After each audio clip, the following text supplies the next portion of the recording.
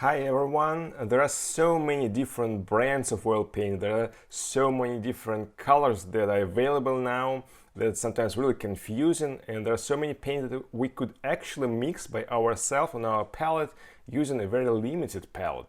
So today I want to show you top 10 colors that we actually don't need to buy and we can easily mix on our palette. Let's begin. The 10th place. Raw Umber. It's a very dark brown color that a lot of artists really like to use, especially in underpainting for darker tones, for some shadows. You don't have to buy it because you can easily mix it on your palette using ivory black and a bit of red. I'm using primary red, but you can use some other reds like scarlet red, for example, vermilion and other reds, and you can get really different shades of it. So it's pretty easy, pretty quickly to mix, and you don't have to buy it in the art stores. The 9th place, another really dark brown color, which is slightly lighter than the previous one. This is burnt umber. It's also a very nice color that a lot of artists like to use for underpaintings, for shadows or general dark areas, and you can actually mix it very quickly also using ivory black plus some red. In this case you need to use more red than for raw umber, and again you can get lighter tone, darker tone, warmer tone, cooler tone depending on how many red you add. The 9th place, another brown color. It's very popular, a lot of artists like to use it. It's called burnt sienna. You don't have to buy it separately and you can easily mix it on your palette. Again, we are using only two colors, ivory black plus red. We add even more red than in the previous case to make it more red, because burnt sienna is reddish brown color. Add more red and you will get lighter tone, warmer tone. Okay, looking pretty nice. So you don't have to have it on your palette. If you have primary colors, basic colors, you can easily mix it. It does not take a lot of time. The 7th place, olive green. It's a very nice color, but you don't have to buy it in the art stores. You can easily mix it on your palette. It does not take a lot of time. And again, you can mix different shades of it. Make it lighter, darker, cooler, warmer, more blue, more green, less green, depending on what you need it for. So I'm mixing ivory black, primary yellow, and adding a tiny bit of phthalo blue.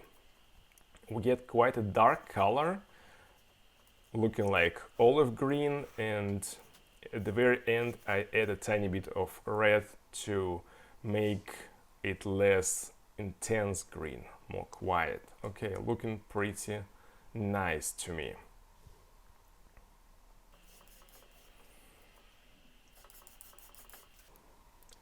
Number 6, turquoise blue. It's a very nice color, very intense, very bright, and a lot of artists like to use it, especially when painting landscapes. There are different shades of turquoise blue, and different brands have their own turquoise blue. So it can be more blue, more green, less green, warmer, cooler, lighter, dark, and so on.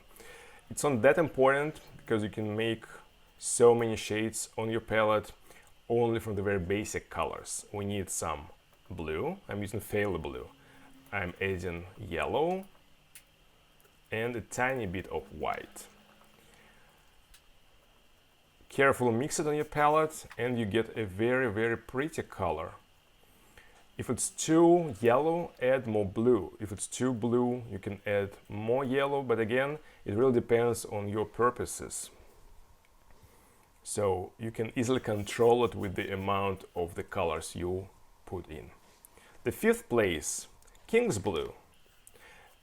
It's a very pretty color and you can mix it very quickly on your palette. You don't need to use a lot of different oil paints. We use quite a lot of blue, quite a lot of white. I'm using titanium white, and then I add a tiny bit of magenta, and we get a very pretty color.